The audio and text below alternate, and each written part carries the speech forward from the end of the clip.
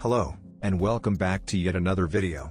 This is the 11th episode in a Naruto Uzumaki story in which a few little changes might have a significant impact. Knowledge provided early in Naruto's career converted him from a hopeless loser to a powerful and skilled shinobi. Historical differences that have long ago passed have resulted in a totally different consequence than we imagined. After you've finished watching, please like, share, and subscribe to the channel. To begin, please like, share, and subscribe to the channel. Let's get the party started. The next morning found Naruto up bright and early as he decided now was the time to start his training. Rather than going to his usual training ground 43, he had decided to head into the Forest of Death so that the chances of people actually seeing his jutsu were nil.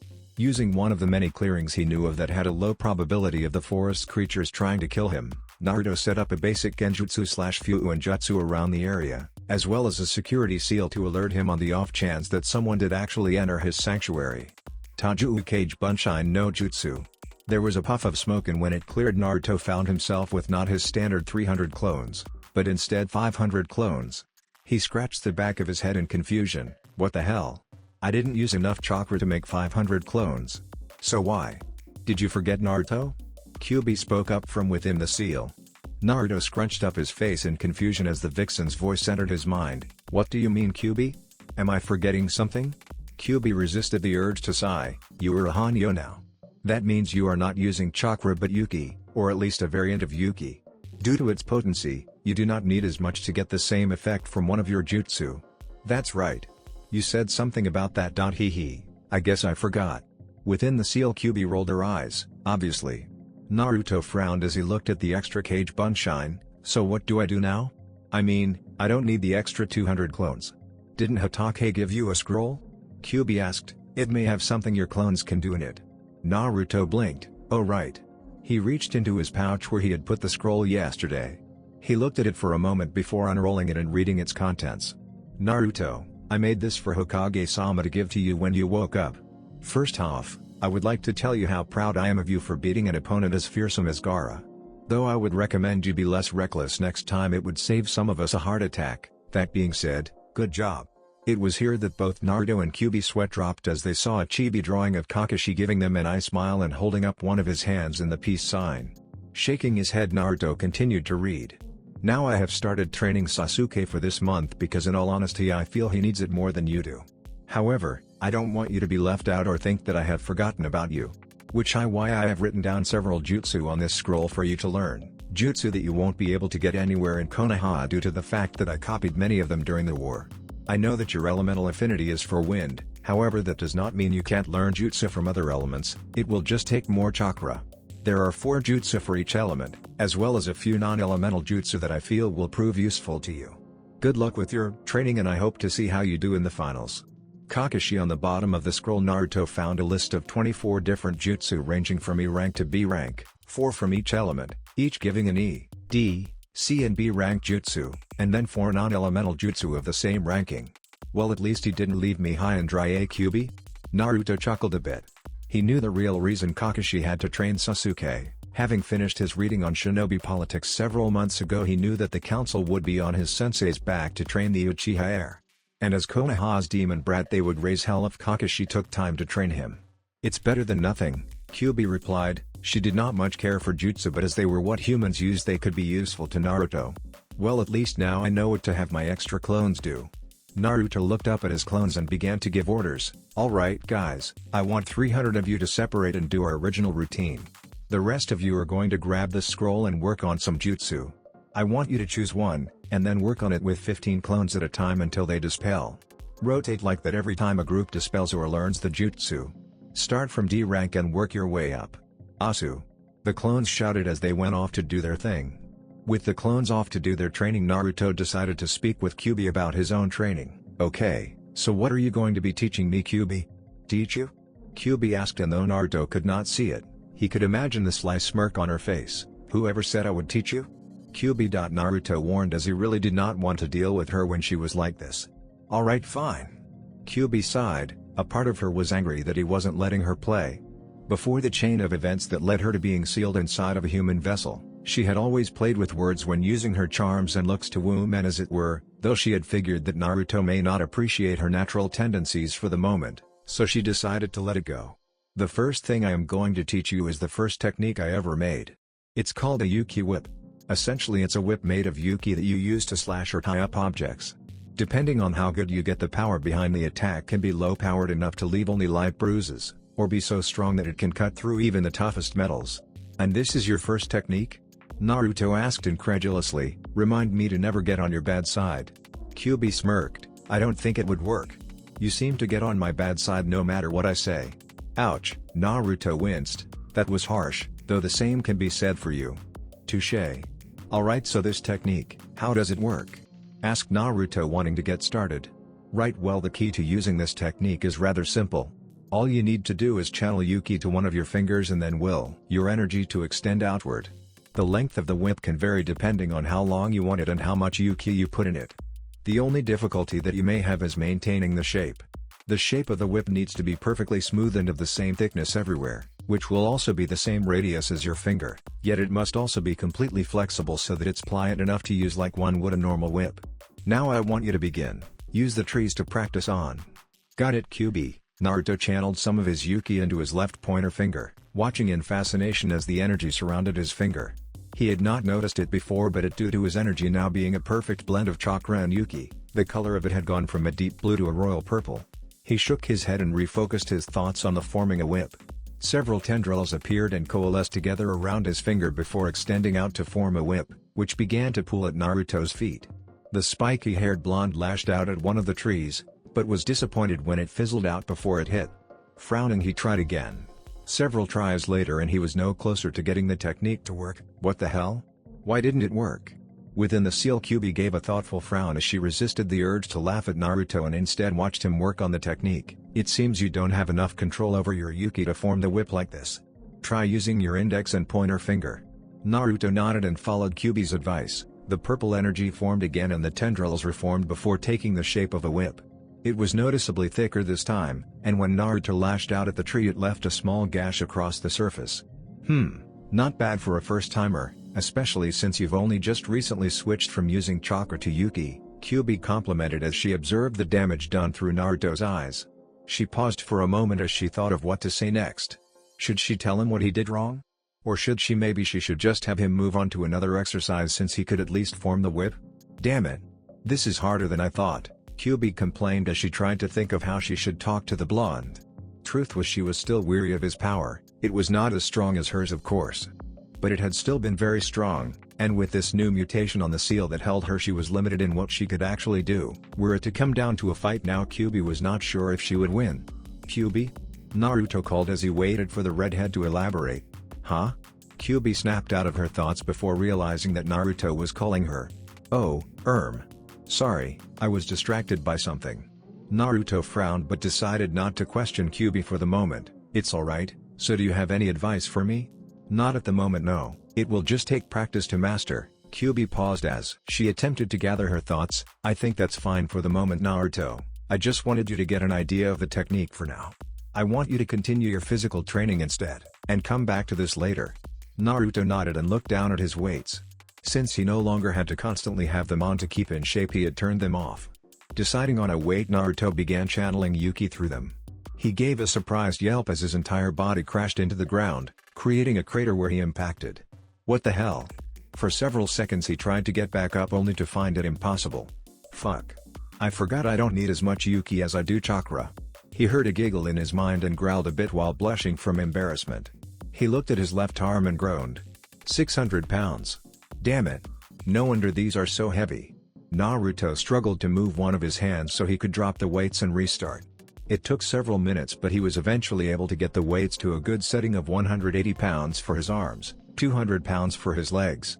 Nodding his satisfaction, he looked at his resistance training seals. Those had not been removed since he wanted to keep his true speed hidden unless needed. Right now they were still at level 4. Since his body had already adapted thanks to his transformation, he decided to change the seal to level 5. When he was less experienced, he probably would have changed it several settings higher so that he could faster. But having learned that everything was like a stepping stone when training, Naruto made sure to master each level with and without the seal on. That way he could function without tunnel vision when he was no longer using it. Satisfied with the amount of difficulty he had, Naruto began his workout. For the rest of the week this was how Naruto's routine went. Having his clone work on their usual routines of chakra control, wind manipulation, which had become more of keeping himself in form since he had no more exercises he could do right now. Taijutsu and Fuin Jutsu, which had now become his clones brainstorming and attempting to make their own seals to use. He had several projects which were starting to bear fruit, and it was his hope he would be able to put them to use in combat. His other 200 clones continued working on the jutsu list he had. It was his hope that he would be able to get down at least a fourth of the jutsu in it before the month ended. Of course it was much harder to learn most of them because he did not have an affinity for some of them, but with the Kage Bunshin no Jutsu he was able to make steady progress. Other than that he continued his physical exercises and worked on the chakra whip himself. He could have made clones of course, but for some reason he felt that Kyuubi's techniques should be learned by him and not a clone. Maybe it was something to do with his pride? He still managed to make good progress and had begun working on changing the density and power behind the whip. He continued doing all of this until Friday, when he had his date with Tenten. Naruto entered the Higurashi weapons store to pick up Tenten for their date. He had decided to wear civilian clothes for the occasion, which consisted of khaki-colored pants, a white button-up shirt with the Konoha insignia on the back, and a pair of black shoes. Even his headband was at home, letting his spiky hair hang freely to fall into his eyes. "Naruto-san," Kaido said as he spotted the blonde shinobi. "I assume you're here to pick up Tenten for her date?" Naruto gulped when he sensed the warning tone in Kaido's voice. "Yes sir." Kaido nodded. "Tenten. Get down, your date's here." "Dad?" The embarrassed shout came from upstairs. Chuckling a bit Kaido looked back at Naruto before his expression turned serious. "Before you go on this date with my daughter I have a word of advice for you. Treat her right, or I'll give a first-hand personal demonstration on how well my weapons work."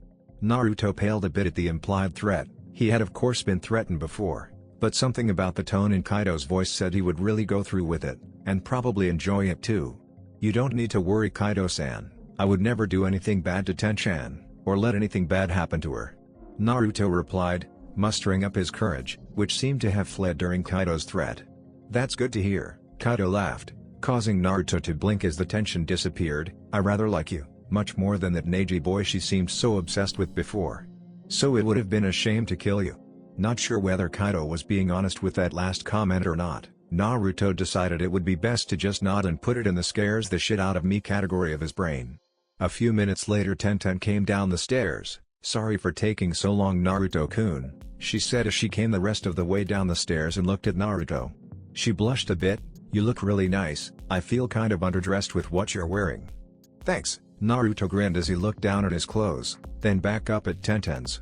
She wasn't wearing much different, the only difference being her shirt, which was still a Chinese-style shirt, but green with a gold dragon coiled around the left side and a little longer, going down to her mid-thigh. "Doesn't matter, you look beautiful the way you are." Tenten's blush deepened a bit but a smile came onto her face as she looked away bashfully, not used to someone actually complimenting her on her looks. Naruto chuckled. This was one of the few times he was somewhat grateful for the Icha books and Anko's continuous teasing and her reading of said books to him. He held out his arm and smiled. "Shall we go?" Tenten smiled as she encircled his arm with both of her own. "I'll see you later Dad." Tenten called as she and Naruto left. "Make sure you're back by 10 o'clock, Kaido yelled after them. He watched the door close before sighing in worry. "Great, first she wants to be a ninja and now she wants to date. At this rate I'll probably die of a heart attack sometime in the next few years." As the pair walked down the village Naruto made sure to engage Tenten in as much conversation as possible. Reason being? He did not want the bun-haired girl to notice all of the hostile looks he was currently getting.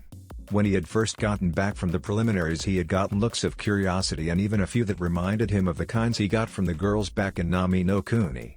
However that had only lasted for a few days until people realized who he was, then it was right back to glaring. And because he did not want to ruin Tenten's date with any negative connotations, and that she had not been with him in public, he made sure to keep her attention away from the civilian populace. They entered the small restaurant and Tenten led Naruto over to one of the booths that lined the walls. Picking up a menu Naruto waited nervously for someone to take their order. Not because this could technically be considered a first date, no he had been pretty much desensitized to that thanks to a mixture of Anko and his time spent with Haku and Nami. He was sure that if it were just that, he would not be nervous at all. What made him worry was the fact that he was not entirely sure the people here would sell him anything.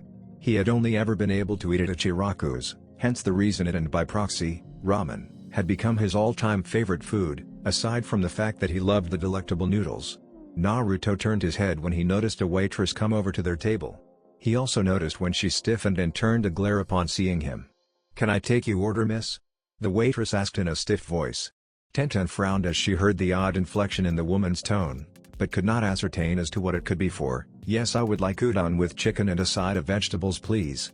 The woman nodded. "Your order will be right up." She very swiftly turned around and began to walk away. However, Tenten immediately noticed a problem. "Excuse me, but you didn't get my friend's order." The woman stopped for all but a moment before continuing on. "Hey," Tenten shouted as she stood up, and Naruto noticed she was quickly gathering attention to them. "Are you listening to me?"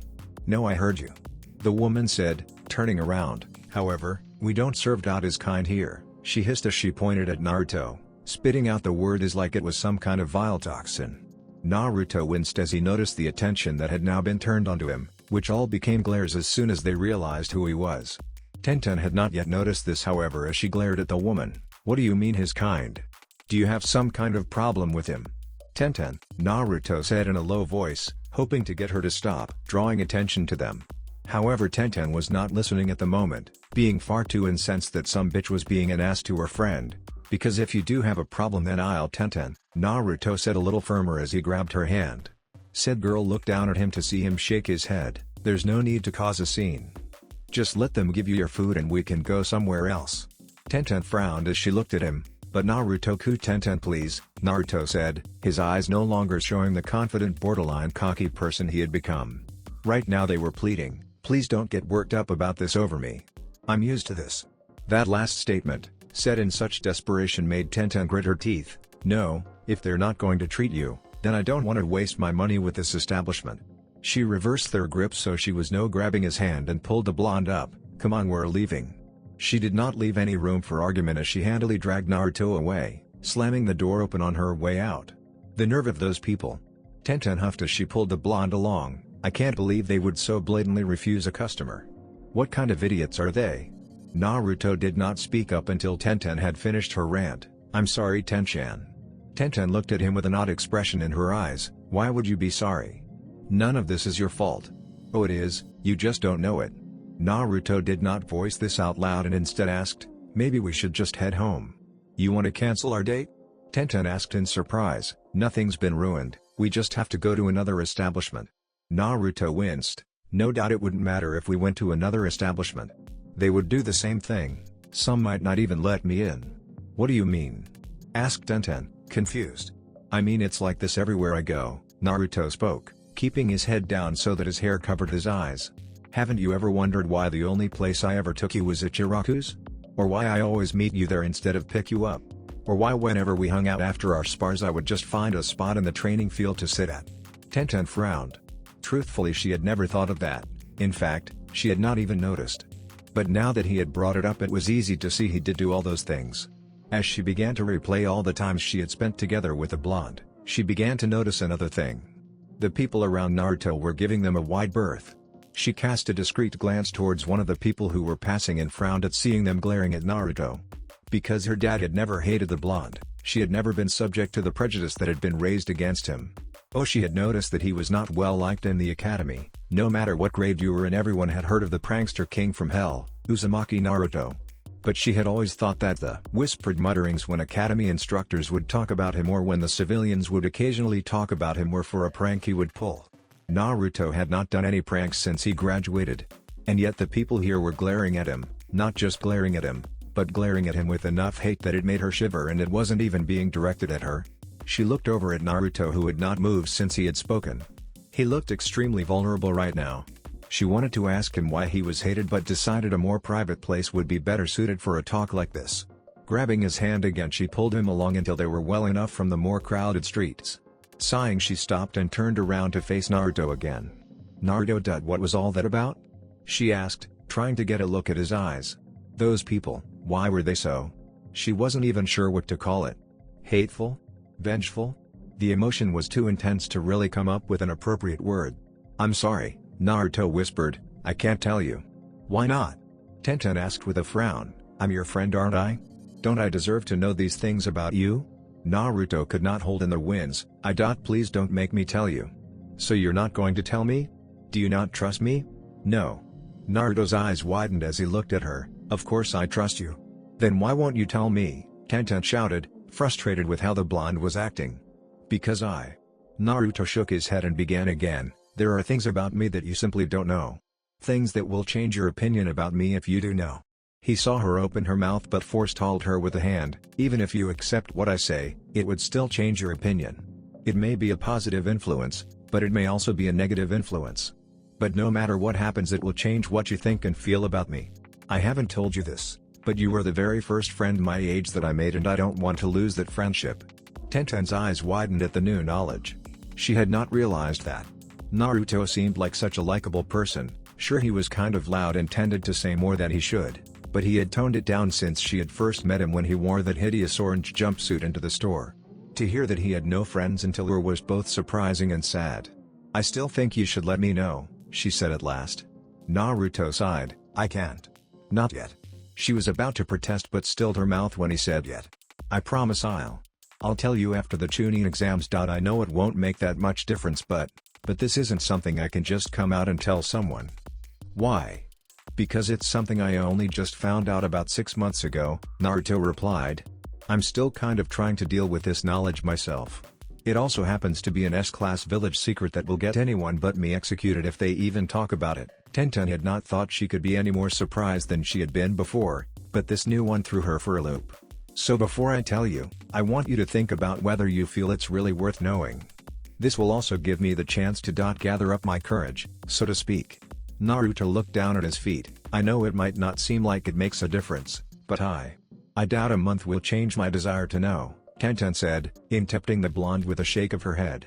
When Naruto looked back up at her, she smiled. But if it will make you feel better, I'll wait. Naruto smiled. Thank you, and I'm sorry for ruining our date. Who said our date is ruined? Tenten asked with a grin, grabbing his arm again and walking towards a specific part of town. We may not be able to go to some restaurant, but I know this great ramen stand we can go to. Naruto chuckled a bit as he felt relief that Tenten was willing to wait for him, and still wanted to go on this date despite the terrible start they had with it.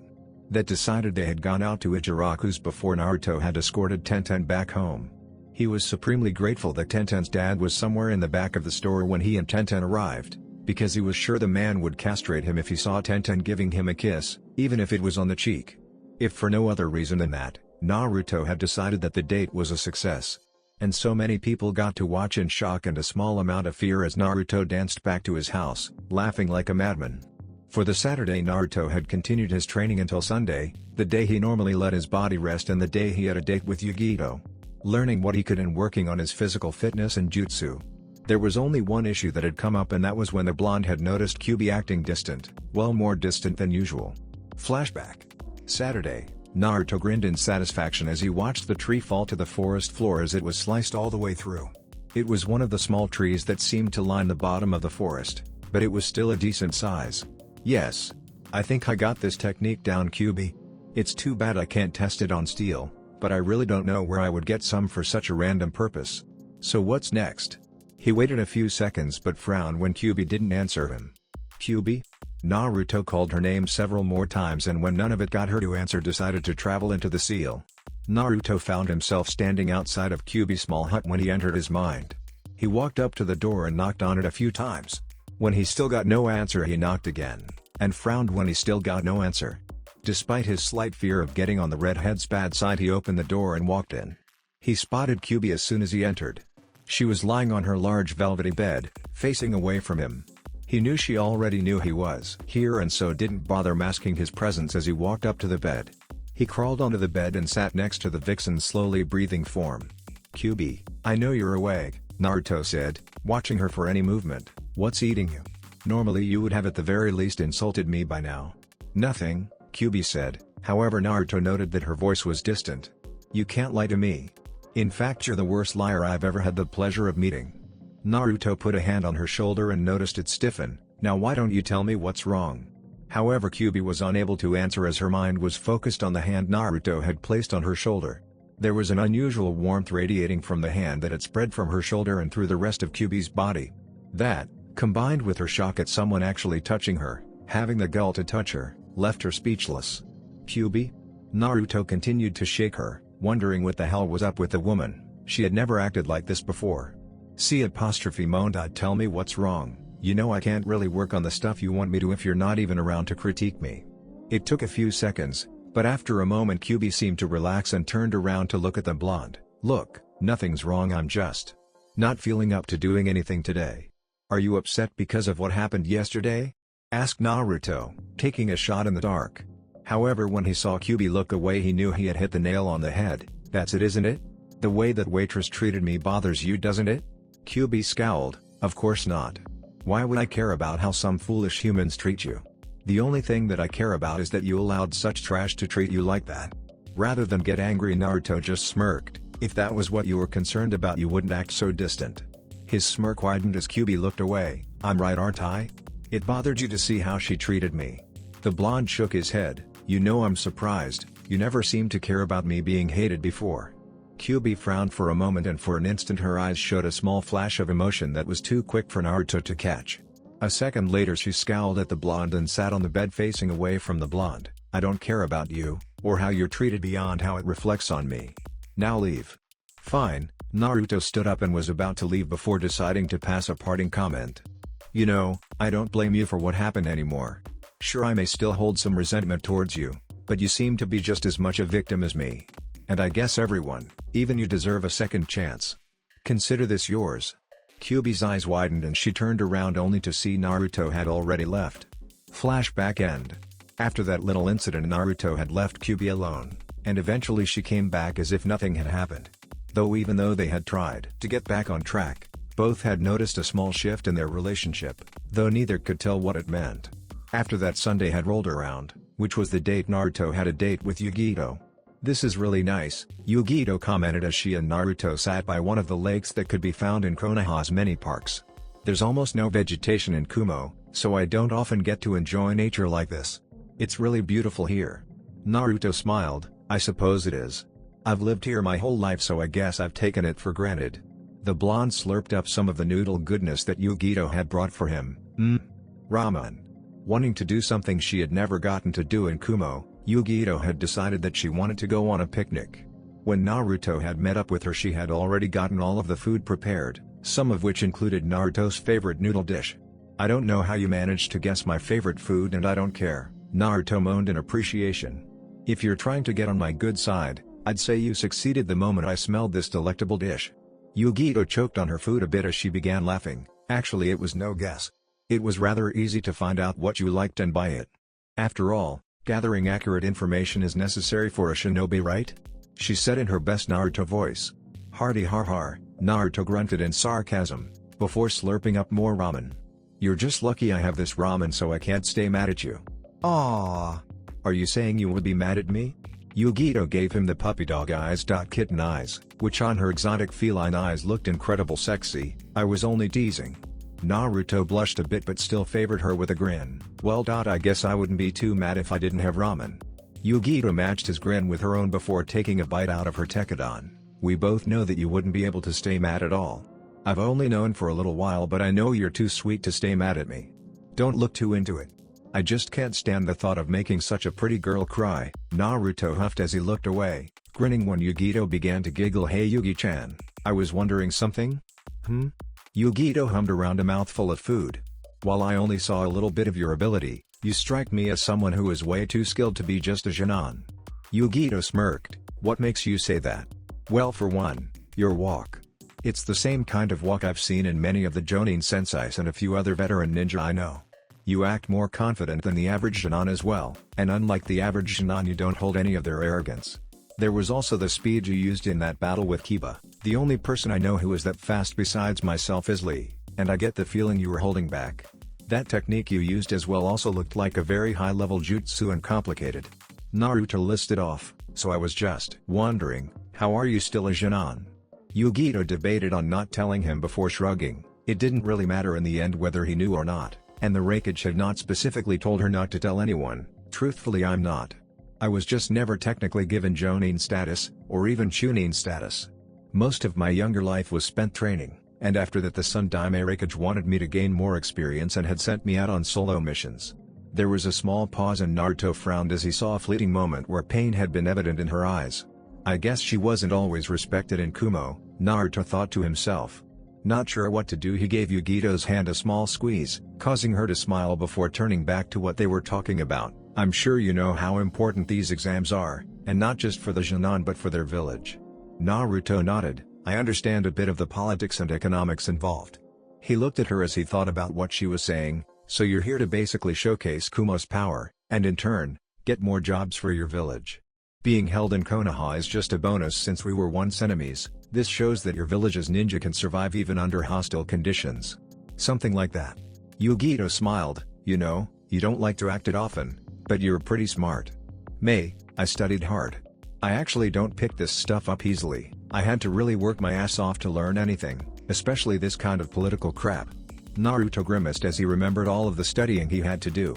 It took a while, but I'm pleased to say that for the dead last of his graduating class, I've done pretty damn well. You were a dead last? Yugito asked, not believing it. Naruto nodded. Unlike in Kumo where you actually received ninja training, my training was stunted by bigots who didn't want the demon to become too powerful. He shrugged. That was another part of the reason I did so many pranks, you know? I figured if I'm not gonna get the chance to learn anything in class because of the teachers constantly sending me out on trumped up charges, I might as well do something that would actually get me in trouble to make it worth my while. Yugito shook her head. Sometimes human stupidity tended to amaze her, then that just shows how strong you really are, as well as how much potential you have. How long have you been a Junon? 6 months, Naruto answered. 6 months, Yugito whispered. Now that was shocking to her. She had him pegged at maybe a little under her in strength without her using the Nibi, and she was pretty damn good, on par with ninja of the level around Hatake Kakashi if not better. For him to grow this strong in 6 months was unbelievable. She smiled at him. I guess you really do have potential. Naruto beamed in pride, feeling pleased that someone else acknowledged him. Even if she was from another village, of course. After all, I am going to be Hokage one day. For the next hour or so of their time at the lake, the two blondes talked about anything and everything they could think of. Yugito even surprised Naruto by unsealing a shamisen and playing for him. He had to admit she was very good. After her performance he had asked her if she would be willing to teach him. After all, he figured it would be nice to have a hobby. When she agreed, Naruto had once again been surprised, shocked and embarrassed when she had decided to teach him with a more hands-on approach. Yugito had made him sit with his back against her chest while she used his hands to show him the keys. Of course he could not even think about what keys were what or what notes they made. The only thing that had been on his mind were the feel of her amazingly firm and rather sizable bust pressing into his back, and the feel of her deceptively soft hands over his. By the end of their picnic, Naruto knew nothing about playing a shamisen. However, he did know that it would be next to impossible for him to deny that he was not a pervert, or at least very close to one. After their picnic, Naruto had offered to walk his fellow blonde to her apartment, which she accepted with a grateful smile. I had a lot of fun today, Naruto-kun, Yugito said as she turned around to face him. Perhaps if we have some more free time before the finals we can do this again? Why yeah, Naruto replied, the blush that had been on his face since his music lessons had still not faded. I would love to spend some more time with you. Yugito smiled as she leaned over and gave him a kiss on the cheek, right on top of his whisker marks, making it feel like he was on fire. When Yugito moved away, Naruto saw the smirk on her face and knew she was aware of what that did to him. How she knew that particular bit of information he did not know, but he secretly vowed to get her back somehow on their next date. As he left the apartment, he was unaware of Kyubi watching what his date like a movie. Some of those moves she put over him were pretty good. She did not want to admit it, but that Catwoman was pretty decent at seduction techniques, even if she was being gentler with Naruto so as not to push him away. Maybe I could do something like that to get him to listen to me more. She thought about that for a second before deciding it wouldn't work.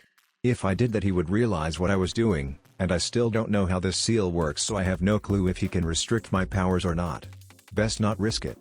What she did not admit, even to herself, was that the thought of doing something that may make Naruto lose what little trust he had in her left her feeling sick to her stomach. The next day, 299. 300 pant. Naruto dropped onto the ground as he finished his physical training. With his demonic ability to regenerate any damage done, he had taken to increasing his weights every time he trained, pushing his body far harder than he had before. Naruto grunted as he lifted himself into a sitting position and dropped the weight. He leaned back on his hands as he took a quick breather. Time to get back to work, Naruto, Kyubi commented, smirking as she watched the blonde work up a sweat. Naruto grunted in acknowledgement as he stood up on somewhat wobbly legs. Am I going to be working on the Yuki whip? No, you've actually got a fairly good grasp on it. It's not perfect, but you can continue working on it later. It's time to work on the next technique I want you to have. It's called Kitsune Bai, Fox Fire. It's a powerful flame I created that, at its strongest it can match those of Amaterasu. And before you ask, yes, it is the one I made around your hands when you fought Gaara. To start, I want you to build a fire since it's easier to manipulate than it is to create. Naruto did as asked, making a small fire pit and creating a fire with a basic Katen jutsu. Okay, so what now?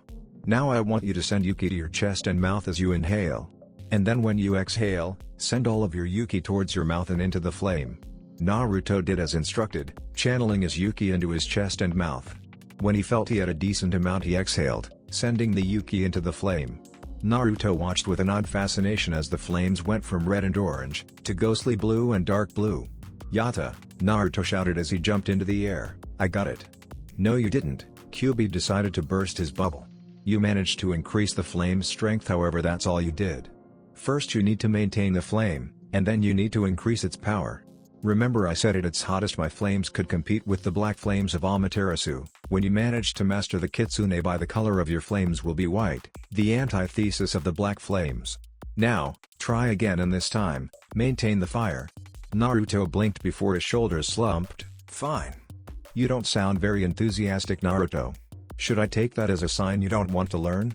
Naruto's eyes widened, and no. I do. The techniques he was learning were far too good for him to pass up, no matter who he learned them from. Kyuubi snickered a bit. Kami, it was so fun to rile the blonde up sometimes. Alright then, get to work. For the next week this was his focus.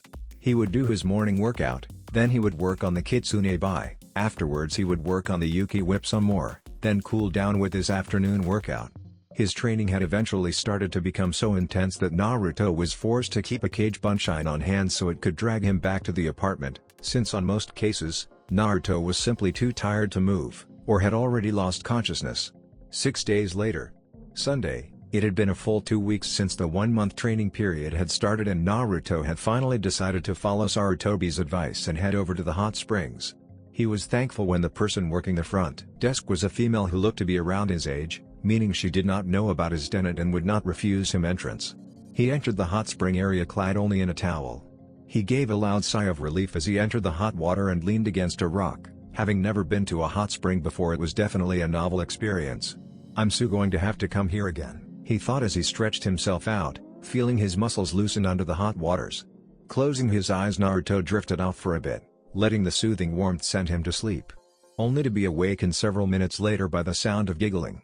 He opened his eyes and glanced in the direction the sound was coming from, where he saw a white-haired man dressed in kabuki clothing with a large scroll strapped to his lower back, hiding in a small bush as he peeked through a crack into the women's side of the hot springs and scribbled furiously into a notepad. Now, having spent as much time as he had with Anko, Naruto did not particularly care about perverts. His belief was that if a female can be as perverted as Anko was, then it was perfectly acceptable for a male. After all, fair is fair. However, because of his hyperactive senses, the blonde shinobi found that all he could hear was that blasted perverted giggle and the man's pen furiously scribbling on his notepad. And it was beginning to fray on the last of Naruto's nerves. Hey Kyuubi, wanna see a prank? Asked Naruto as an idea to deal with the pervert popped into his head. A prank? Kyuubi perked up. While she was not really much of a prankster herself, a part of her had enjoyed watching Naruto do them. It had been one of the few things she had found amusing when the blonde was younger. Sure. What do you have in mind? Naruto snickered. You'll see. Naruto went through a few hand signs before disappearing in a puff of smoke, before turning into Naruto.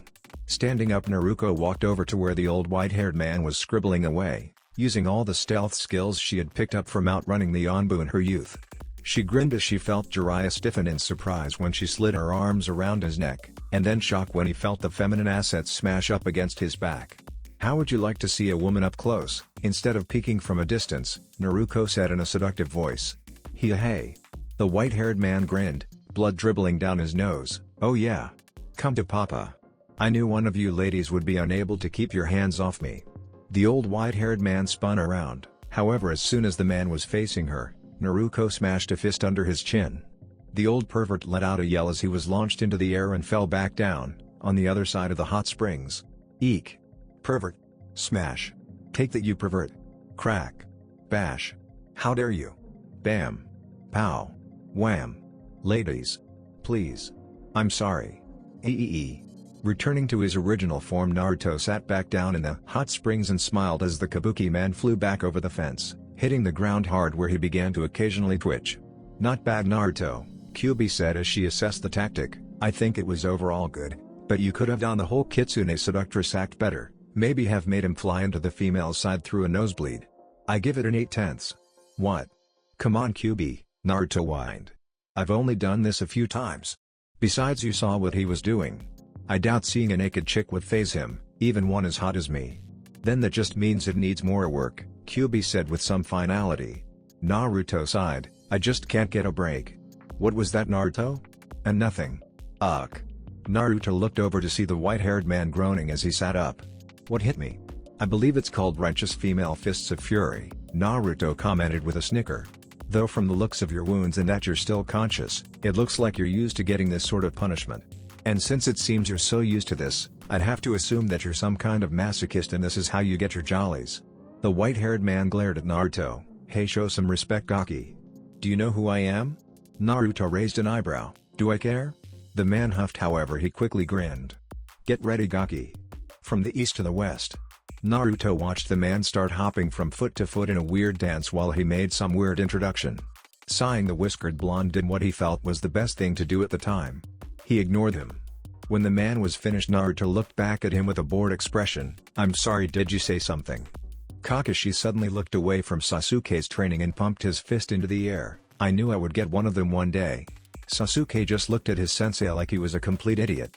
The white-haired man immediately face-faulted. Were you even listening to me? Naruto picked at his ear. Not really, no. You damn Gaki. You need to learn to respect your elders. Especially one as great as me. The man puffed up his chest. Respect is earned, not given. Naruto tilted his head to the side. Besides, you don't seem to be much more than a pervert. The man seemed to gain new life as he grinned at Naruto. Ah. That's where you're wrong. I am not just a pervert. I am a super pervert. Did you girls hear that? It's that pervert again. Let's get him. Yeah. Uh-oh. The man paled as he realized shouting that out in the hot springs may not have been the best. He looked back towards the blonde, only to find him gone. That was when he heard the fence to the other side of the hot springs get smashed open, and he turned to see the women, fully dressed in their clothes and holding bats. And they were all wearing onbu clothing. The white-haired man whimpered, Mercy? Naruto walked down the streets of Konoha, making his way towards Ichiraku's after his trip to the hot springs was ruined by the arrival of the annoying white-haired pervert. As he made his way to his favorite ramen stand, he was stopped when a voice yelled out to him. Oi! Gaki! Naruto turned around to see the white-haired man coming up to him. What do you want? You ruined my research. The man scowled at him. You mean peeking? Naruto asked with a raised eyebrow. What's your point? I expect you to apologize. Naruto blinked owlishly at the man before he started laughing. Ha ha ha, you can apostrophe t dot ha ha dot, you can't be serious. You expect me to apologize to you? The man's right eye twitched. That's exactly what I expect, you damn Gaki. It's the least you could do for ruining my research. Laughing some more, the blonde shook his head. There is no way I'll be doing that anytime soon. It's your fault for peeking into the women's side of the hot springs. I didn't tell you to do that. The only way I would even consider apologizing was if you made me. The white-haired man smirked. Well, that's fine, Gaki, we can do it this way if you want. Naruto shook his head. You think you can beat me? I'd like to see you try. You what the hell? He shouted as he felt something latch around his waist. Naruto only had time to see something pink before he was being hauled into the air with the white-haired man jumping after him. It was some time later that whatever had grabbed Naruto deposited him in the middle of the forest, with the white-haired man. Naruto stood up and growled at the man, you stupid pervert. What the hell do you? He stopped and blinked when he noticed the large toad standing right next to him. He looked over at the man before turning his attention back to the toad, and then to the man again. Finally, it clicked. You're Jiraiya of the Sannin, aren't you? Naruto shouted in surprise. Ho ho, so you have heard of me, Gaki? Jiraiya smirked. Yes, it is I, the great, the gallant Gama Sannin of Mount Myobakuzen. Jiraiya-sama. Naruto sweat dropped. I swear to Kami, you Sannin are a bunch of freaks. First I run into that stupid pedophile Orochimaru in the Forest of Death, and now I find out that you're a super pervert. What's next? The last Sanin is chronic gambler with an alcohol problem. Somewhere in Hinokuni a blonde woman sneezed while playing a game of cards, and losing badly. So you ran into my old teammate, eh? Jiraiya knew this already of course, but appearance had to be kept. That's pretty impressive that you survived. I guess. Naruto frowned, not like he couldn't have killed me at any time. He wanted our team to survive so he could give Sasuke and I some kind of gross hickey. Stupid pedo bit me. He brought a hand up to where his cursed seal had been.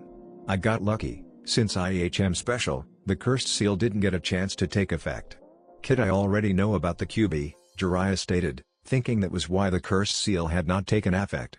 But that's not important. What is important is that you now know who I am, and so realizing and basking in the might of my greatness you must apologize for your atrocities against me and acknowledge me as Jiraiya-sama. Right, Naruto sweat dropped before an idea came to him. How about you help train me, so that I can kick ass during the finals and maybe I'll acknowledge you? How's that sound, Uro-senin? What did you just call me? Jiraiya yelled out. I am a Sanin and demand respect. I won't train some gaki who doesn't understand that. The Gamma Sanin smirked. Besides, what makes you think I'd want to train a little prepubescent brat like you? Naruto narrowed his eyes at the man before a grin etched on his face. Well, I just thought you would like to be able to say you trained a Hokage. Jiraiya crossed his arms. Been there, done that. What do you? Oh yeah, I forgot you trained the Yondaime, Naruto mumbled. Well, wouldn't you want to be able to brag that you trained 2 Hokages? He noticed Jiraiya still didn't look convinced and sighed. Well, if that won't convince you, how about this? Oiroke no Jutsu. There was a puff of smoke and when it cleared it revealed Naruto, completely naked except the wisps of smoke covering her unmentionables. She winked at the now nose-bleeding Jiraiya. Will you train me now, Jiraiya-sama? Jiraiya nodded as he began to drool. Yeah, I'll train you in anything you like, you pretty little thing. Naruto gave him a pout as she stuck a finger slightly in her mouth. You promise? Jiraiya nodded dumbly as he grinned, of course. And you know that the great Jiraiya-sama's promise is worth its weight in gold. There was a puff of smoke and Naruto was back to normal, grinning like a loon. Good. I'll see you tomorrow, Uro-senin. Naruto disappeared in a swirl of leaves, leaving Jiraiya to blink for a few minutes before smirking. Kid's definitely interesting at least. Naruto grinned as he stood in front of a disgruntled Jiraiya, who was looking like he wanted to be anywhere but there. They were a little ways away from the hot springs the two had met at yesterday and it was obvious that the man would rather be peeking than helping him. So what am I gonna learn today, Uro-senin? Asked Naruto. Damn it, brat. What did I say about respect? Jiraiya shouted. What was it with the youth of today being disrespectful to their elders? Naruto rolled his eyes. Fine, oh great Uro-sama. Now what are you going to teach me? Jiraiya's eyes twitched a bit before he sighed. I swear if he wasn't Minato's kid. Biting his thumbs he went through a few hand seals and slammed it into the ground. What I'm going to teach you is this. Kushios no Jutsu, summoning jutsu. There was a puff of smoke and when it cleared a large toad about 3 sizes larger than Naruto appeared. It opened its mouth and stuck out its tongue, setting the scroll it held on the ground. You're going to let me sign the toad contract? Asked Naruto, blinking in surprise. He had not actually thought the perverted old man was going to teach him something like summoning. Not only was it considered a Jonin-level technique due to the chakra requirements, but summoning contracts were considered sacred by many ninja. Most summons were held within a specific family or clan, such as the Saru, Monkey, summoning contract that was held by the Sarutobi clan, and the blonde knew for a fact that Kakashi's dog summons was a Hokage contract that the man's father had used before him. And while the Toad contract was not a clan-owned contract, it was easily one of the most prized. Along with the Slug contract, which was held by Senju Tsunade, one of Jiraiya's old teammates. It was this contract along with that one and the Snake contract that had helped Jiraiya, Tsunade and Orochimaru earn their title of Sannin during the Second Great Shinobi War. Needless to say, Naruto knew of the honor he was being presented with. Jiraiya nodded. Of course, I accepted you as my apprentice, didn't I? That means you get the special privilege of being one of the few summoners for the Toad contract. Now just sign your name in blood and give your fingerprints. Naruto grinned as he opened up the contract. He bit his thumb and signed the scroll. As he did, he looked at the scroll and saw the name that was next to his, Namikaze. Minato? Jiraiya looked over at the blonde when he said that. Yep, that's the Yondaime Hokage's signature. That just goes to show you how awesome this contract is, and how privileged a snot-nosed brat like you are to sign it. PSHT. Whatever, the only privilege I see is that it's signed by the Yondaime. However, if an old lecher like you is its holder, perhaps I would be better off finding another contract. Naruto grinned when Jiraiya's eye twitched. So what do I do now? Now you have to sacrifice some blood each time you use this jutsu and then make these hand seals. Jiraiya showed Naruto a set of hand seals, to summon. Now let's see what you can do. Naruto nodded as he bit his thumb and went through several hand seals, Kushios no Jutsu. There was a puff of smoke as the spiky-haired blonde slammed his hands on the ground and a small summoning seal array appeared under it. When it cleared there was a small orange toad with black spots wearing a blue vest. Said toad lifted up a webbed hand in a wave. Yo! I'm Namikaze, who are you? Naruto looked at the toad for a moment before he grinned. Yo! I'm Uzumaki Naruto. Nice to meet you. Namikaze grinned. Nice to meet you too. You got any candy? Sure. Hold on a moment. Naruto reached into his pouch and pulled out a box of Pocky. Hey, he may be a ninja, but he was still a teenage kid. Here you go, it's not quite candy but it's pretty damn good. Somewhere within Hai no Kuni Uchiha Itachi stopped walking as he felt a strong urge to pump his fist in the air. Hey Itachi, is something wrong? Asked his Akatsuki partner. Itachi looked over at his large counterpart for collecting the Baiju. No. Let us continue moving, I want to be at the next village before nightfall. Hey cool. Namikaze took the box and grabbed one of the chocolate-covered breadsticks. He munched on them as he jumped on top of Naruto's head. These are pretty good. You know something, you're alright. Mind if I stick around? Sure. Naruto shrugged, before looking over at Jiraiya. How was that Harasenin? Not bad, Jiraiya said, not letting that he was impressed. He had only been able to summon tadpoles his first time. How much chakra did you use? Naruto blinked as he looked up. About as much as I would for 8 Kage Bunshines. Jiraiya nodded. That's not bad, that means your control must be pretty decent. Normally summoning a toad of Namikaze's size and status would be about 4 Kage Bunshine worth if you had perfect chakra control. The large white-haired man eyed Naruto speculatively. Alright, why don't you use more chakra this time? Going through the hand seals again, Naruto summoned more chakra for the jutsu. A lot more chakra. So much in fact that Jiraiya actually began to sweat when he felt the amount being used. Kushios no Jutsu. This time there was an enormous puff of smoke that covered nearly the whole clearing. Jiraiya, you lousy perverted lecher. Why did you summon me? Jiraiya paled. Out of all the toads he could summon, why did he have to summon him? The white-haired Sannin immediately went to hide somewhere. No doubt the toad Naruto just summoned was still upset about his last escapade where he had used him as a means to get away from a horde of angry women. Still, for Naruto to summon him of all toads. That kid really is going to be something when he grows older. The smoke had finally cleared, and when it did, it revealed a huge toad about the size of the Hokage tower. In his mouth was a large pipe, he was wearing a blue coat and had a large blade strapped to his waist. Naruto easily recognized the boss toad Gamabunta from all the depictions of him from the books he had on the Yondaime. Jiraiya. Where the hell are you? Answer me. Naruto hopped down from the large toad's head, making the creature's eyes immediately focus on him. Who the hell are you, Gaki?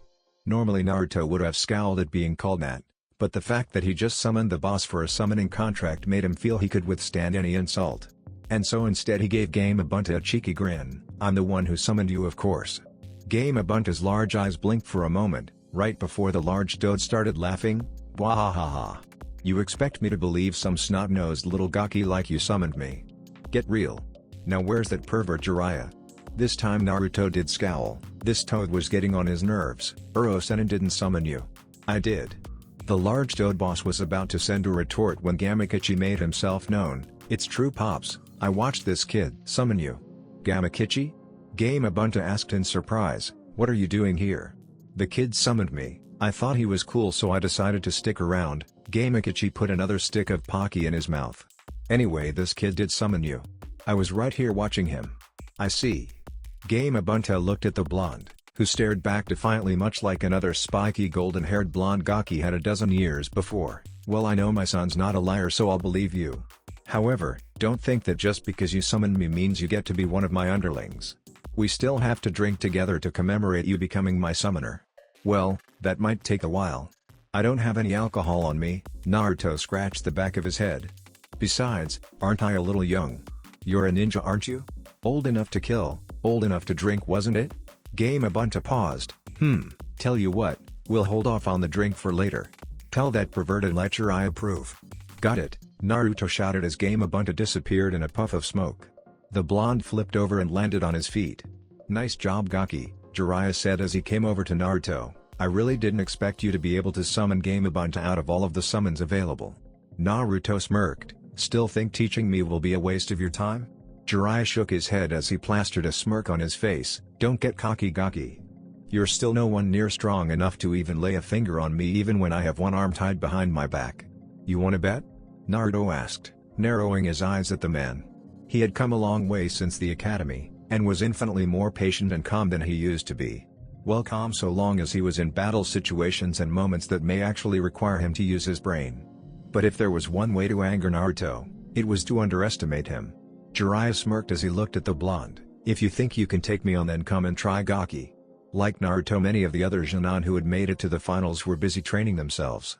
489, 490, 491, 492. Lee grunted as he continued doing handstand push-ups. On his thumbs. Standing next to him was Mido Guy, who was shouting out youthful encouragement. "That's it, Lee. Sweat. Sweat and let your flames of youth explode." Rather than work on anything new, the pair had decided to simply up Lee's training regime, increasing his weights near daily, making him run around Konoha with boulders on his back, making him destroy said boulders with his fists and feet afterwards. Essentially trying to increase his strength and speed to epic proportions with an insane training method that only they could come up with. 499, 500. Lee pushed himself into a flip and landed on his feet. "Yosh. I finished." "Ate boy Lee." Guy gave his student the nice guy pose. "Now that you have finished your youthful warm-up, it is time to engage in a Sparta fan your flames of youth. Come on, Lee." "Yosh," Lee shouted as he charged at his sensei, disappearing in a burst of speed. Guy grinned as he too disappeared. A few seconds later, the sounds of fist hitting fist echoed throughout the training field as many trees were destroyed and the landscape became more crater and hill-like than before. Neji was sweating as he looked at the training dummy he was practicing on.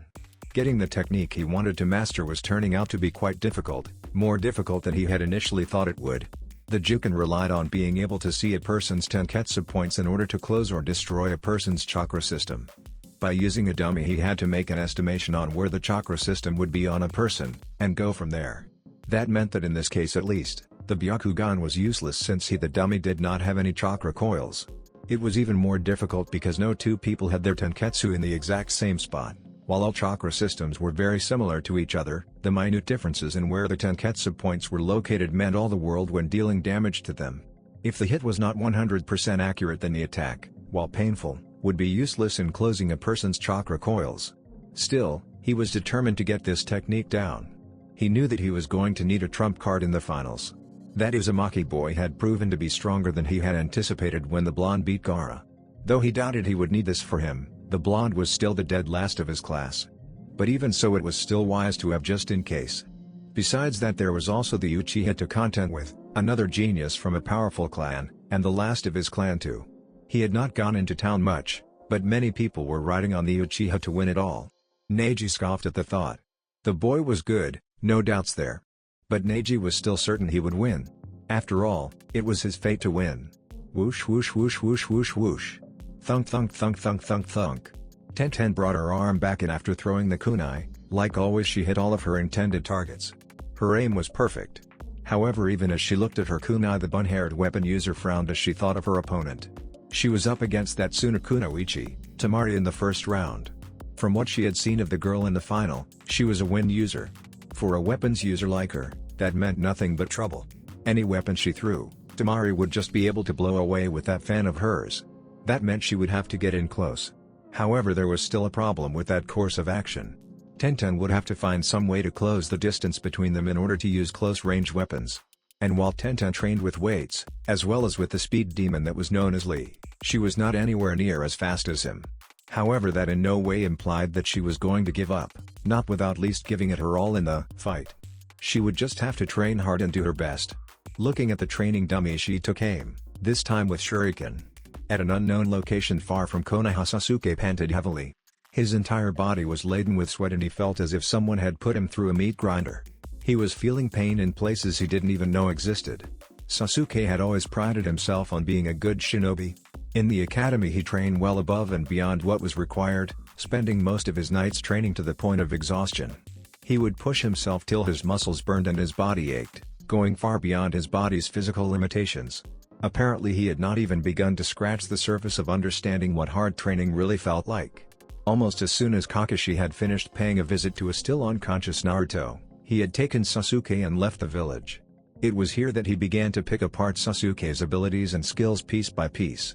And he had started with the Sharingan. "Activate your Sharingan," Kakashi demanded. Sasuke obeyed immediately and his eyes transformed to the familiar red with single tomoe in one eye and two in the other. "I'm sure I don't need to tell you, but for the sake of review I will anyways. These eyes will allow you to track and memorize any movement, not only slowing down the perception of time but allowing you to copy your opponent's movement. With a lot of training and practice you will eventually get to the point where you will actually be able to mimic your opponent so quickly, it will look like you're moving before your opponent does." Sasuke nodded, he already knew all of this. "Now I'm going to punch several centimeters below your solar plexus. I want you to stop me." It was here that things had become hard for the Uchiha. He had thought he had been prepared, he had his Sharingan, he could track Kakashi's movement and so stopping them should be easy. At least that was what he had thought. It turned out the Sharingan had a large weakness. It did not matter how well he could track an opponent's moves, if said opponent was far faster than him. Kakashi had hit him, hard. Despite the fact that he had seen it coming, Sasuke had not been able to react in time. While his eyes may be able to keep up with Kakashi, his body had simply not been up to the task. And so it was with that Kakashi had forced Sasuke to work on his speed. To do that Kakashi had Sasuke copy Lee's movements and then push his physical body to mimic those movements. While in combat with Kakashi, needless to say Sasuke felt like he was one large bruise at the end of each day. "Alright Sasuke, break's over. Time to get back to work," Kakashi ordered, making Sasuke, who was lying on the ground panting groan. Naruto was left panting on the ground as Jiraiya stood over him. It had been a week since they had met, and since Naruto had shown he was more than capable of summoning, the Sannin had decided to help him with his taijutsu, which basically consisted of him beating the living shit out of Naruto every time they sparred. When the man had said he would beat Naruto one-handed he had not been kidding. The half-demon Shinobi had known that the difference between himself and a Sannin was large. His defeat at the hands of Orochimaru in the Forest of Death had proven that. However, his spars with Jiraiya had really shown just how large the gap between their abilities truly were. The difference between a Jonin, even one as skilled as him, and a cage-level Shinobi was like the difference between a human fighting a Baijuo. It was less of a fight and more of a wholesale slaughter as the Toad Sennin continued to shove his foot off Naruto's ass.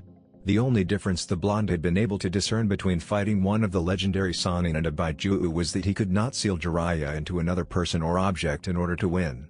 It was a frustrating turn of events for the blonde who was not really used to getting beaten so handily. Every day after Naruto had made his clones to work on whatever he had set them to do, he would meet Jiraiya in that clearing and they would spar. And Naruto would lose. Badly. The worst part for Naruto was that Jiraiya still had yet to use more than one hand to defeat him. "Not bad Gaki, you managed to make me move from this circle." Jiraiya smirked as he indicated that he was out of the circle he had set up and stayed in while he pounded the crap out of his apprentice. "However, it looks like you're still 100 years too soon to beat me," said Blonde trying to glare at the man as he lay on the ground, but considering how exhausted he truly was it was completely ineffective. "Shut up. Uro Sennin. Just you wait. I'm gonna kick your ass. Eventually. If some snot-nosed little brat like you actually manages to beat me then that just means I've lost my game and deserve to get my ass kicked," Jiraiya replied as glibly as possible. He would not admit it, for fear of Naruto's head getting too large, but he had been impressed with the blonde. He had heard of his fight with Gaara, who if Jiraiya's reports were to be believed was an unstable Jinchuriki, but hearing reports on how strong the boy was and actually seeing it were two different things. Naruto's speed was easily Jonin level, or what could be considered the standard for a lower-level Jonin. Most if not all Chunin would have trouble just seeing Naruto at his full speed, though even a rookie Jonin like Kurenai would be able to keep pace with the blonde. His strength was likewise impressive. Whenever Naruto had unleashed a full-powered punch he could easily leave decent-sized craters, about 2 times the size of the blonde's fist. What's more impressive was that it was not chakra-enhanced like his teammates' punches, it was all muscle power. The kid also had a very powerful, though admittedly unusual fighting style, which seemed to be a mix of styles that he would just switch on the fly to suit the needs of combat at any given time. He still had a ways to go before he could take on someone of Kakashi's level, and even longer before standing toe-to-toe with Jiraiya, but the boy was easily making leaps and bounds each time they sparred. Naruto really had no comeback for that, since it was essentially true anyways. "Shut up, Jiraiya chuckled, "Alright, break time's over, get up so I can kick your ass again." Naruto muttered about abusing perverted senseis as he got back up on wobbly legs and took his ass kicking like a man. Stupid Urasenin. Kami, it feels like someone chewed up, spat me out, stepped on me and then let their dog do it. Naruto winced as he moved his arm in a circular motion, just that base function seemed to hurt. "You know, you've been moaning and bitching after every spar you have with him," Kyuubi commented as she decided to tease her container. "You were starting to sound like that Hyuga boy. Maybe you should start talking about how it's your fate to get your ass kicked. That's because I always end up as a giant bruise every time I fight him." Naruto scowled as he thought of the many ass kickings he had received at the hands of the perverted ninja, "And I do not sound anything like that asshole. Don't compare me to him." Kyuubi smirked as she took secret enjoyment out of the blonde's suffering. "Stop complaining, you'll be as good as new tomorrow. You know you're really lucky, anyone else would have felt even worse tomorrow, but you'll be right as rain." Naruto sighed, "I guess you're right. Of course I am Naruto-kun." Naruto rolled his eyes as he heard Kyuubi add the new affectionate suffix to his name. After their little moment when the vixen had been down in the dumps? Depressed? He was not quite sure what to call it, and she vehemently denied having any feelings of sorrow for him beyond what it meant to her reputation. Really all Kyuubi was known for was nearly destroying Konoha, so he did not know how the villagers' hatred of him reflected on her, though he had long since realized that arguing with the vixen only made things worse. Whatever the case, after their talk Kyuubi had taken to adding the kun suffix to his name when they spoke. He knew that she was teasing him and trying to goad him into saying something stupid she could capitulate on and tease him mercilessly. It was something he had found out during this month. Kyuubi had an instinctual urge to tease, mock and otherwise goad others, either to annoy them or to somehow further her own goals. It was so instinctual that Naruto was sure Kyuubi did not even know she was doing it.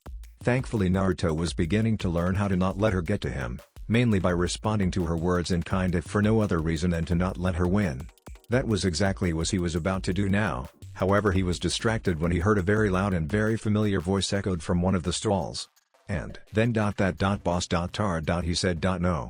Naruto turned around to see himself staring at a familiar dango stand, and the only other place besides Ichiraku's he could eat, since Anko had threatened the shop owner with castration when the man refused to let him eat there. Sitting at the bar was Mitarashi Anko, currently drinking a bottle of sake, straight from the bottle.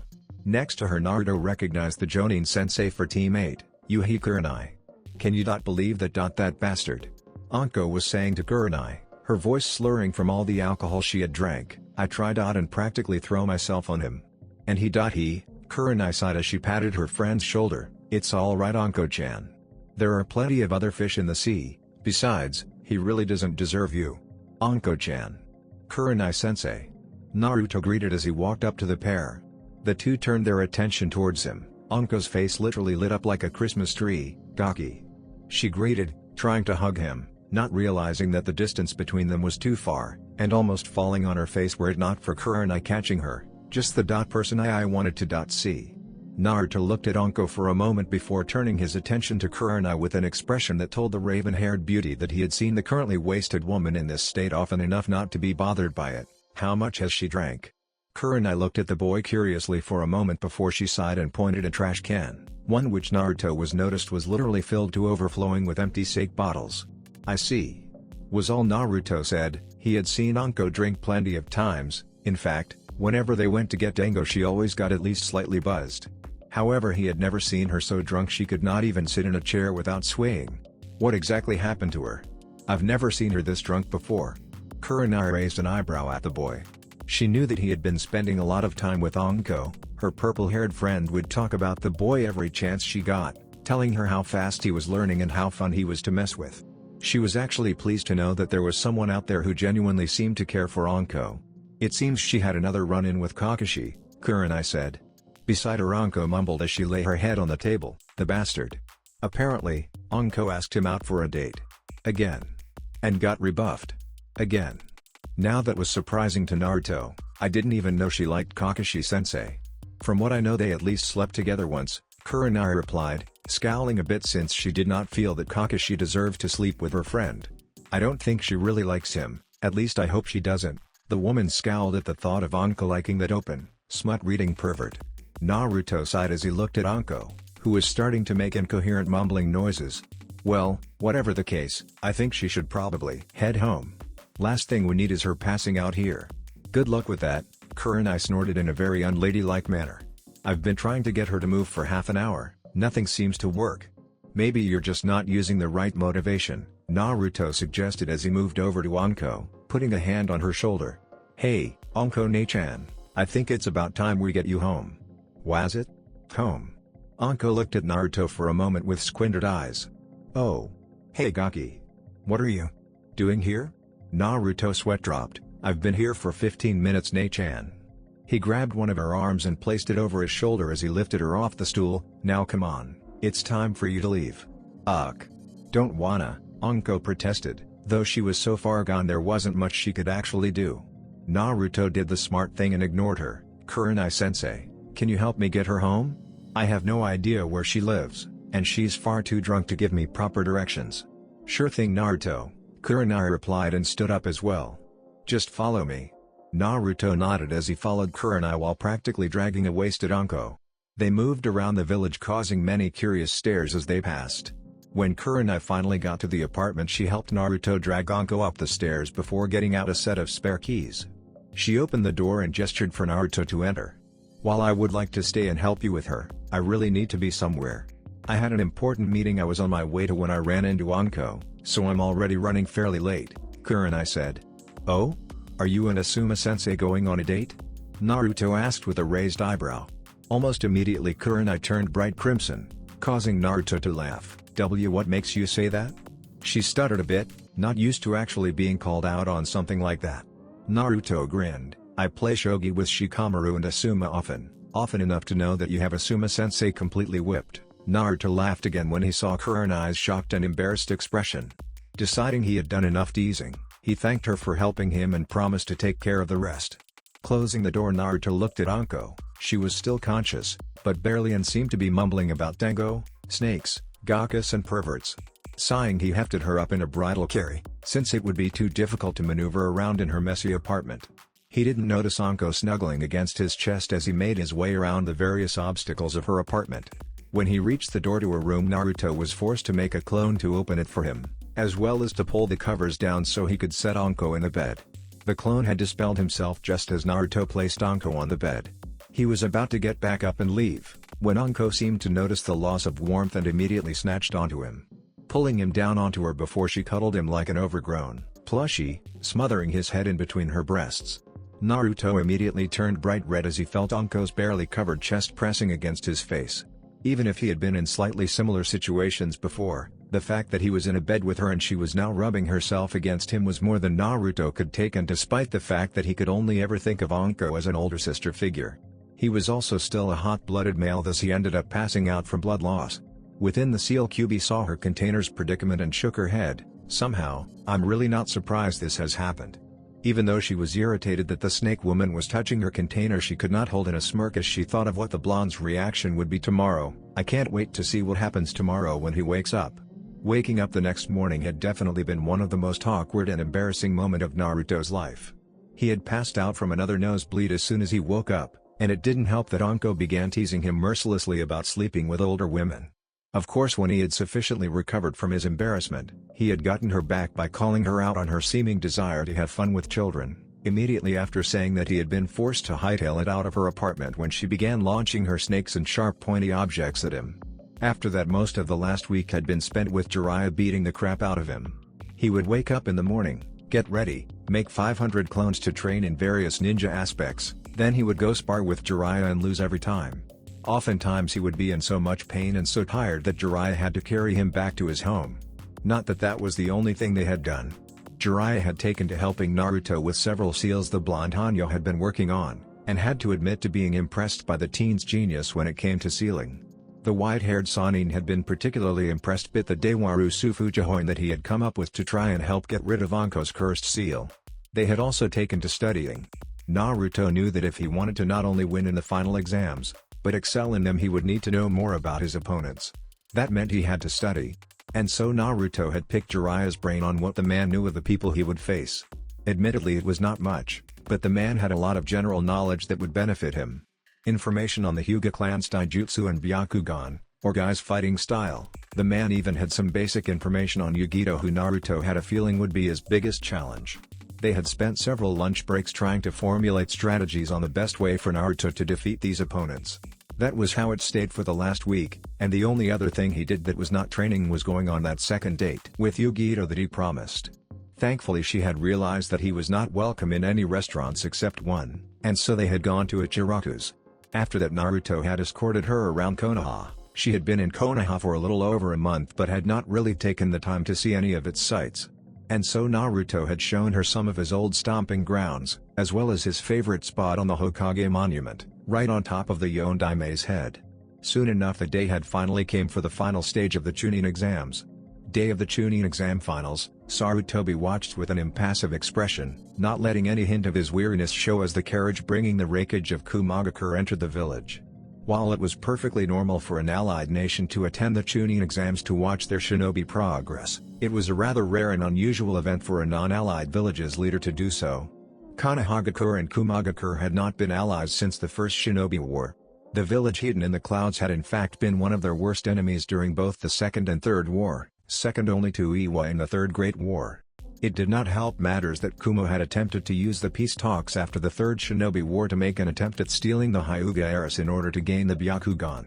By all rights, Sarutobi should have denied the man a chance at coming to Konoha. However, there were a few reasons he had not. The first was that the Yondaime wreckage was fairly new, having only been in his position for a few years, after his father, the Sun Daime wreckage, had been ousted for the debacle he had created when attempting to steal the Byakugan. The Yondaime wreckage, who was simply known as A, did not seem to care for the Byakugan and had in fact, sent a formal letter of apology, though due to the body being destroyed when the Sun Daime had been ousted, he had not been able to send the remains of Hyuga Hisashi.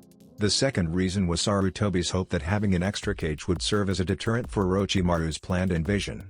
Given the information provided by Jiraiya, Orochimaru's sudden appearance and subsequent marking and attempted marking of Sasuke and Naruto respectfully, as well as his own knowledge on his student, he knew that Orochimaru would not have shown himself unless he was planning to take action against his former home. A beep on his desk alerted him to a call from a secretary. Pressing a button on the intercom he spoke, "What is it?" "The wreckage of Kumagakure is here to see you, sir." "Very well, send him in." Sarutobi straightened in his chair and despite his age, presented himself with a strong image. The door opened and in walked a very tall and muscular dark-skinned man wearing the cage robes and hat of Kuma and no shirt underneath. As the man stepped into the office he closed the door and removed his hat revealing yellowish-white hair and eyebrows with a pointed goatee. "Hokage, Dono," the man greeted in a gruff voice. "Wreckage Dono," Sarutobi greeted, his voice polite and not betraying any emotions. "Would you like to take a seat?" "I am fine, thank you." "I understand," Sarutobi looked at the man. "Though you may want to get a little more comfortable.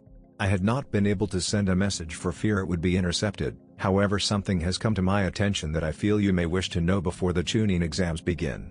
The wreckage raised an eyebrow, interested yet also wary of what the much older and experienced Cage wanted to tell him.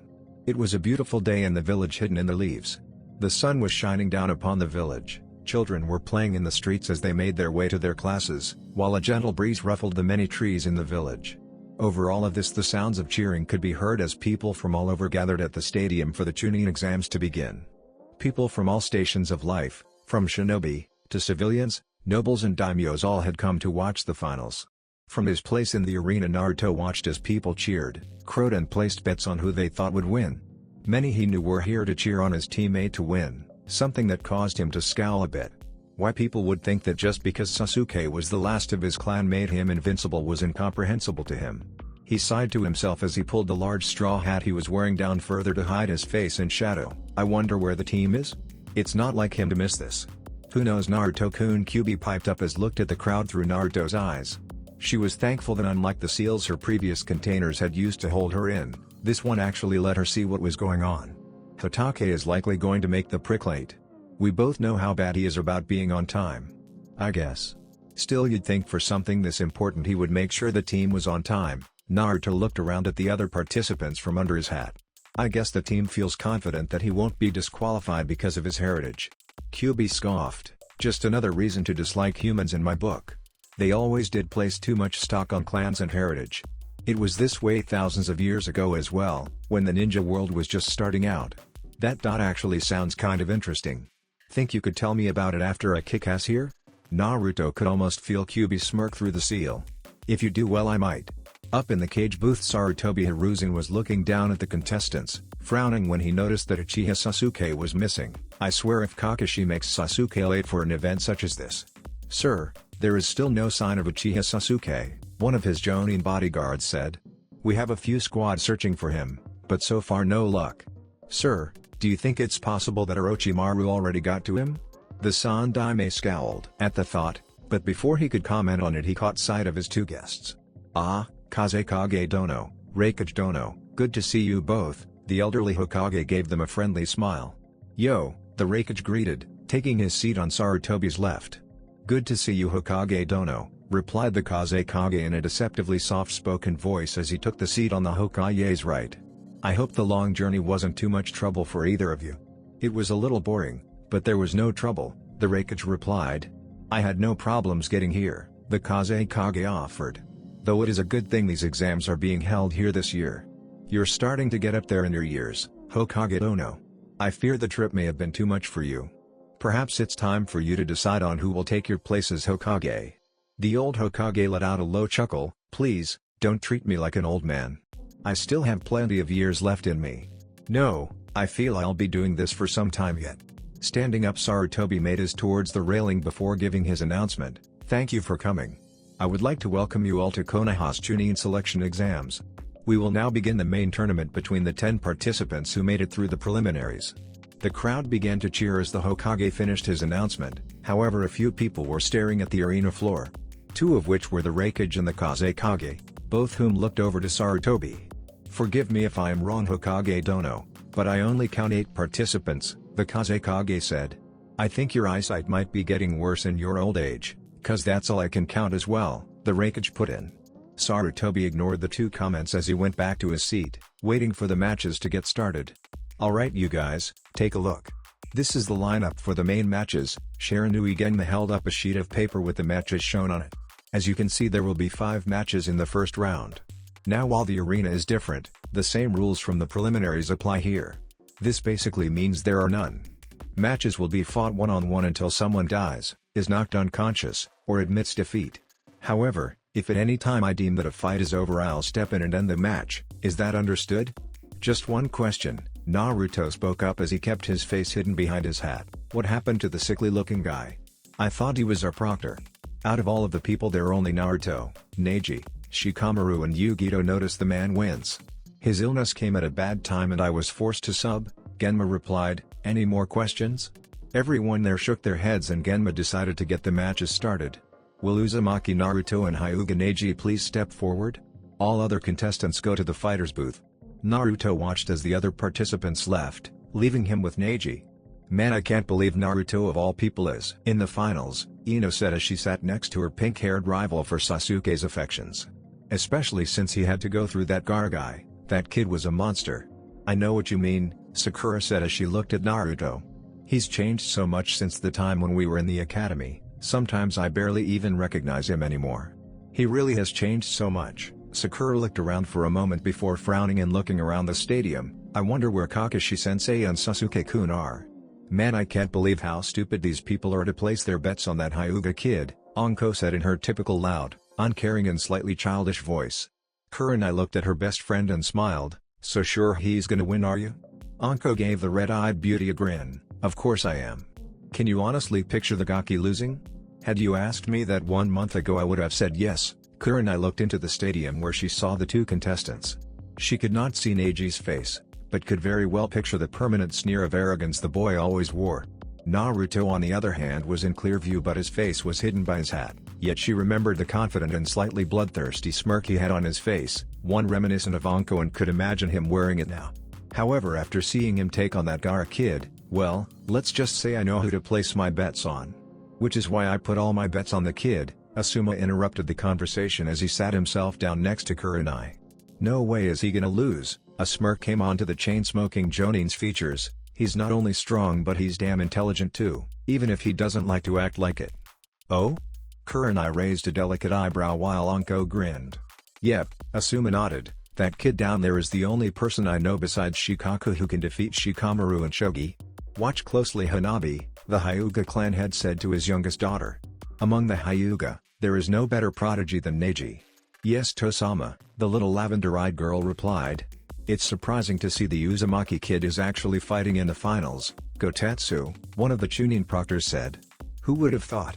Yeah, it is pretty surprising, especially with all the rumors I've been hearing about the kid, Izumo said. However, I fear it's all over for him now. He may have done well against other opponents, but that Hyuga kid is supposed to be in a class all on his own. Hinata looked at the blonde boy whose face was hidden under his hat. A small look of longing passed by for a second. You alright, Hinata-chan? Asked Kiba as he looked over at her. Hinata looked away from Naruto and towards Kiba. She gave him a smile before taking his hand in her own. I'm fine, Kiba-kun, thank you. Kiba gave the Hyuga heiress a grin. So who do you think is gonna win? I hope Naruto-kun win, Hinata said. I believe he will win. From what you told me of his match with Gaara, there's no way he could lose, Kiba reassured the girl. Anyone who can beat that monster isn't someone I want to mess with. Yosh. Show us your flames of youth. Lee cheered as he looked between his two rivals. Since he was not sure who to cheer for, he decided on both of them. Lee, can't you ever just tone it down a bit? Asked Tenten. But if I were to do that, my youth would diminish, Tenten-san, Lee said. I cannot allow that to happen.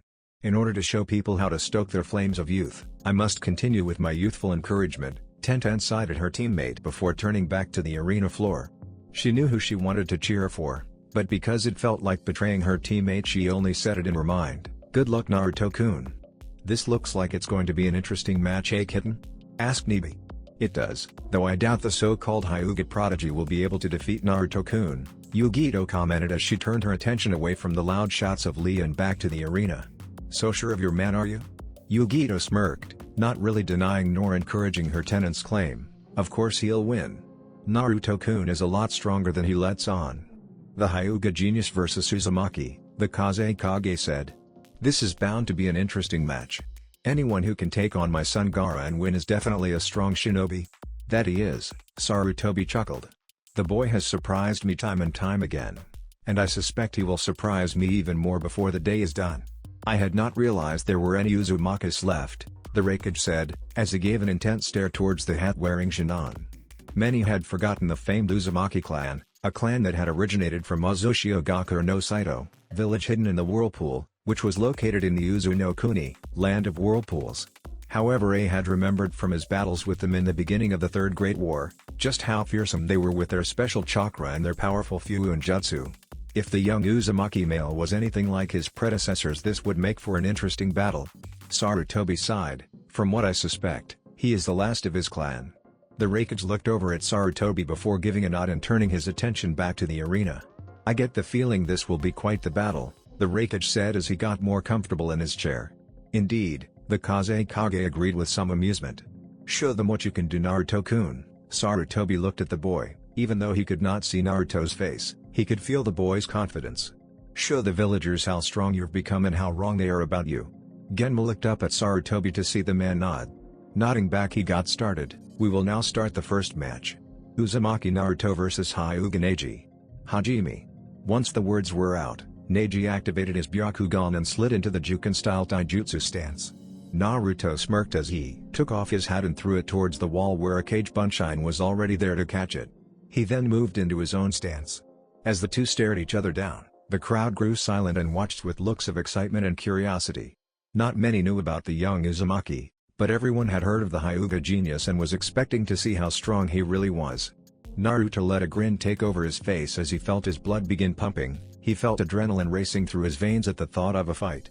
Looks like this party's about to begin, AQ-chan? Within the seal, Kyubi smirked, summoning herself a bowl of popcorn. How she was capable of creating food within the seal was something not even Naruto knew, which she began to munch on. So it does. I doubt you need it, but good luck, Naruto-kun. Thanks. Naruto felt his blood begin to boil with excitement due to the coming battle. He was really going to enjoy pounding this prick into the ground. Time to get this party started. That's it for this video. I hope you all enjoyed the video. Don't forget to like the video, subscribe to the channel, and follow me on my other social media accounts. Anime God here, and I'm signing off.